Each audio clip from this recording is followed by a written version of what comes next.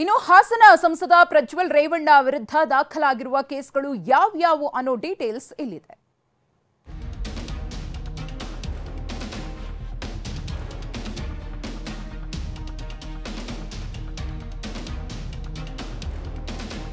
ಕೆಡ್ಡ SIT ತೋಡಿದ್ದ ಕೆಡ್ಡಾಗೆ Prajwal ಬಿದ್ದಾಗಿದೆ. ವಿದೇಶದಲ್ಲೇ ಇದ್ದುಕೊಂಡು ನಾನಾ ಆಟ ಆಡ್ತಾ ಇದ್ದ ಸಂಸದನಿಗೆ ಉಸಿರು ತಿರುಗದಷ್ಟು ಸಂಕಷ್ಟ ಎದುರಾಗಿದೆ. ಅಶ್ಲೀಲ ವಿಡಿಯೋ ಪ್ರಕರಣದಲ್ಲಿ ಪ್ರಜ್ವಲ್ ಪೀಕಲಾಡುವಂತಹ ಪರಿಸ್ಥಿತಿ ನಿರ್ಮಾಣವಾಗಿದೆ. ಅಷ್ಟಕ್ಕೂ ವಿಷಯ ಏನಂದ್ರೆ ಪ್ರಜ್ವಲ್ಗೆ ಕುಣಿಕೆಯಾಗಿರೋದು ಒಂದೆರಡು ಕೇಸ್ ಅಲ್ಲ, 3 ಕೇಸ್. ಅದರಲ್ಲೂ ಲೈಂಗಿಕ ದೌರ್ಜನ್ಯ ಹಾಗೂ ಅತ್ಯಾಚಾರ ಕೇಸ್ ಕೂಡ ಪ್ರಜ್ವಲ್ ತಲೆ ಮೇಲೆ ತೂಗುಗತ್ತಿಯಂತೆ ನೇತಾಡ್ತಾ ಇದೆ. ಪ್ರಜ್ವಲ್ ಮೇಲಿರುವ 3 ಕೇಸ್ಗಳ ಇಂಚಿಂಚು ಮಾಹಿತಿಯನ್ನ ಒಂದೊಂದಾಗಿ ನೋಡ್ಕೊಂಡು ಬರೋಣ ಬನ್ನಿ.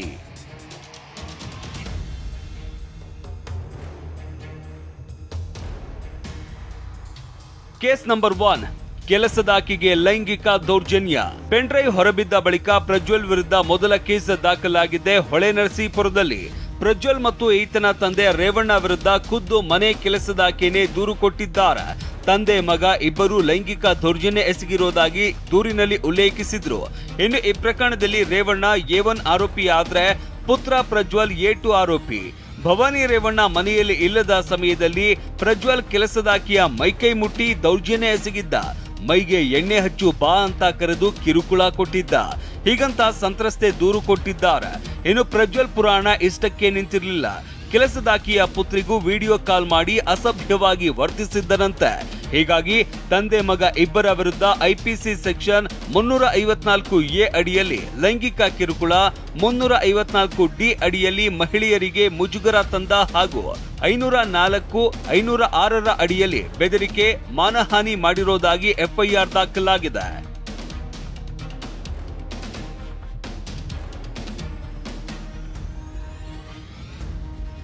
ಇಷ್ಟೇ ಅಲ್ಲ, ಮತ್ತೊಬ್ಬ ಸಂತ್ರಸ್ತೆ ಅತ್ಯಾಚಾರ, ಬೆದರಿಕೆ ಹಾಗೂ ಬ್ಲಾಕ್ ಮೇಲ್ ಮಾಡಿರುವ ದೂರು ಕೊಟ್ಟಿದ್ದಾರೆ.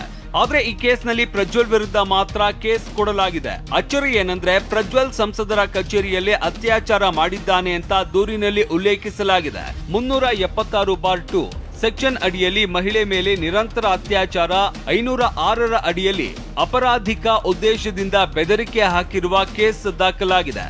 354A1 ಸೆಕ್ಷನ್ ಅಡಿಯಲ್ಲಿ ಲೈಂಗಿಕ ಬೇಡಿಕೆಗೆ ಒತ್ತಾಯ, 354B ಸೆಕ್ಷನ್ ಅಡಿ ಹಲ್ಲೆ ಮಾಡಿರುವ ಹಾಗೂ 354C ಸೆಕ್ಷನ್ ಪ್ರಕಾರ ಇಚ್ಛೆಗೆ ವಿರುದ್ಧವಾಗಿ ವಿಡಿಯೋ ರೆಕಾರ್ಡ್ ಮಾಡಿದ ಕೇಸ್ ಬಿದ್ದಿದೆ.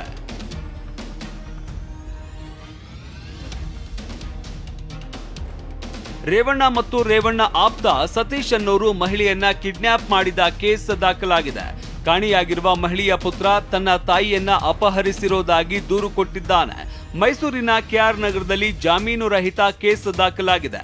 ಇನ್ನು ಈ ಕೇಸ್ನಲ್ಲಿ ರೇವಣ್ಣ A1 ಆರೋಪಿಯಾಗಿದ್ರೆ ಸತೀಶ್ ಬಾಬು A2 ಆರೋಪಿಯಾಗಿದ್ದಾನೆ. ಈಗಾಗಲೇ ಈ ಕೇಸ್ನಲ್ಲಿ ಸತೀಶ್ ಬಾಬುನನ್ನ ಅರೆಸ್ಟ್ ಮಾಡಲಾಗಿದೆ.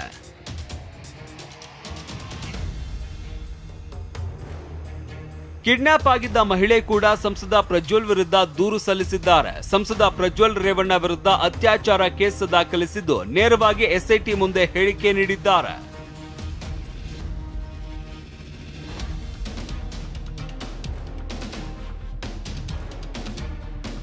ಪ್ರಜ್ವಲ್ ರೇವಣ್ಣ ಕಸ್ಟಡಿ ಇಂದು ನಿರ್ಧಾರ.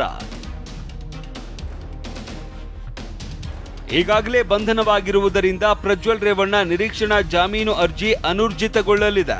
ಹೀಗಾಗಿ ಪ್ರಜ್ವಲ್ ಪರ ವಕೀಲರು ನಿರೀಕ್ಷಣಾ ಜಾಮೀನು ಅರ್ಜಿ ಹಿಂಪಡೆಯಬಹುದು.